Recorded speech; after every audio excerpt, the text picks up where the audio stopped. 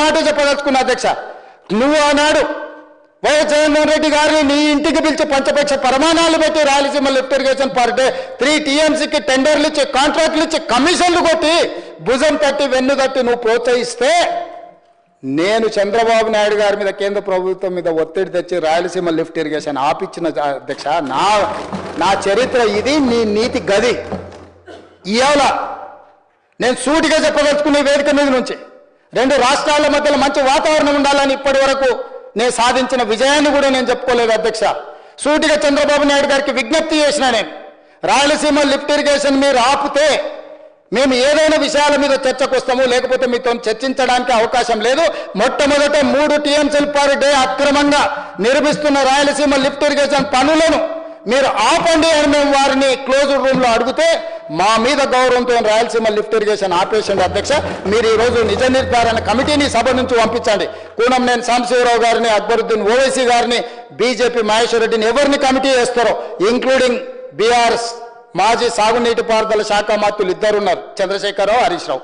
వాళ్ళిద్దరు నాయకత్వాన్ని ఎవరినో ఒకరిని పెట్టి రాయలసీమ లిఫ్ట్ ఇరిగేషన్ పనులు ఆగినాయా లేదా, ఉత్తమ్ కుమార్ రెడ్డి గారు మంత్రి అయిన తర్వాత కాంగ్రెస్ అధికారంలోకి వచ్చిన తర్వాత ఆగిన వాళ్ళే నిజ నిర్ధారణ కమిటీ పంపించండి అధ్యక్ష. మీరు ఆదేశాలు ఇవ్వండి అధ్యక్ష. ఈ సభ నుంచి మేము అక్కడ రాయలసీమ లిఫ్ట్ను 3 TMCలు పర్ డే దోపిడీని ఆపిచ్చి చర్చల పేరు మీద ఈరోజు పాలమూరు రంగారెడ్డి ఎత్తిపోతలకు అనుకూలంగా నిర్ణయాలు వచ్చి ఉమ్మడి రాష్ట్రంలో మా ప్రాజెక్టులకు మీరు ఎలాంటి అభ్యంతరాలు పెట్టకండి, మా కడుపు కొట్టకండి అని వాళ్ళ మీద ఒత్తిడి తీసుకొచ్చి ఈరోజు ఒక కొలికి పట్టుకొచ్చినాం అధ్యక్ష. ఒకవేళ మీరు పాలమూరు రంగారెడ్డి ఎత్తిపోతలు శ్రీశైలంలో కట్టేది కొత్త ప్రాజెక్ట్ అని అభ్యంతరం పెడితే మేము తక్షణమే పాత ప్రాజెక్ట్ అయిన జూరాల నుంచి పర్ డే 2 TMCలకు 70 TMCలు జూరాల నుంచి వచ్చిన ఎంబడే పట్టుకొని జూరాల నుంచి చక్కగా పాలమూరు రంగారెడ్డి నల్గొండకు తరలిస్తాము. అప్పుడు ఎవరంటే వస్తారో చూస్తామని ఆంధ్రప్రదేశ్కు చెప్పిన చరిత్ర, నిటారుగా నిలబడి వాళ్ళకి చెప్పిన చరిత్ర మాది అధ్యక్ష.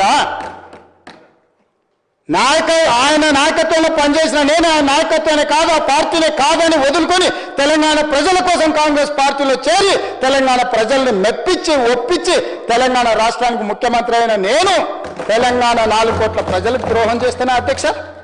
ఆనాడు వారి నాయకత్వంలో ఉన్నప్పుడు తెలంగాణ బిల్లు వస్తే ఇదే బట్టి విక్రమార్క గారు ఆ కుర్చీలో కూర్చున్నప్పుడు 54 నిమిషాలు చంద్రబాబు నాయుడు గారు ఎక్కడ కూర్చుంటా 3వ బెంచ్లో నించున్న నేను తెలంగాణ కోసం ఏం మాట్లాడినో సజీవ సాక్షి.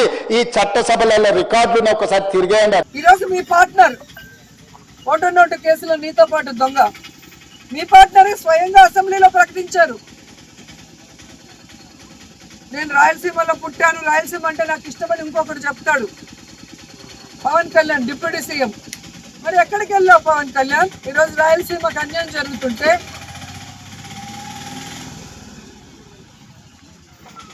ఈరోజు రాయలసీమకు వెన్నుపోటు పోస్తుంటే చంద్రబాబు నాయుడు గారు ప్రశ్నించకుండా కత్తందిస్తున్నావా? దీనికోసమేనా నువ్వు పార్టీ పెట్టింది? దీనికోసమేనా నువ్వు కూటమిలో చేరింది? దీనికోసమేనా చంద్రబాబు నాయుడు గెలిపించింది? ఇంకా 15 సంవత్సరాలు చంద్రబాబు నాయుడు ముఖ్యమంత్రి చేయడానికి పనిచేస్తూనే ఉంటారు. దేనికి? ఈ రాష్ట్రం అనేది లేకుండా, మ్యాప్లోనే ఆంధ్రప్రదేశ్ అనేది లేకుండా చేయడానికే ఆయనతో జత కలుస్తామని అడుగుతున్నా. మీరు వచ్చింది రాష్ట్రాన్ని బాగు చేయడానికో రాష్ట్ర ప్రజలకు మంచి చేయడానికో కాదనేది అందరికీ అర్థమవుతుంది. కేవలం కక్ష సాధింపులు, రెడ్ బుక్ రాజ్యాంగం అంటూ ఏ విధంగా విచ్చల విడిగా అరాచకాలు చేస్తున్నారు, అన్యాయాలు చేస్తున్నారు, దోపిడీలు చేస్తున్నారు, ప్రజలందరూ గమనిస్తున్నారు. ఖచ్చితంగా నేపాల్లో లాగా మిమ్మల్ని కూడా తరిమి తరిమి కొట్టే రోజులు చాలా దగ్గరలో ఉన్నాయని కూడా హెచ్చరిస్తున్నా. అండ్ నిన్న మొన్న చూశాను నేను భోగాపురం ఎయిర్పోర్ట్ గురించి, సిగ్గు లేకుండా సెంట్రల్ మినిస్టర్ రామ్మోహన్ రావు గారు, అచ్చెన్నాయుడు వీళ్ళందరూ కూడా చంద్రబాబు నాయుడు కృషి చేశాడంట. ఏం కృషి చేశాడు నాయన?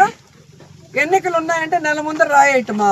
ఇలాంటి రాళ్ళు రాష్ట్రం మొత్తం వేశాడు, ఏ రోజు ఏ రాయికి పనిచేయలేదు.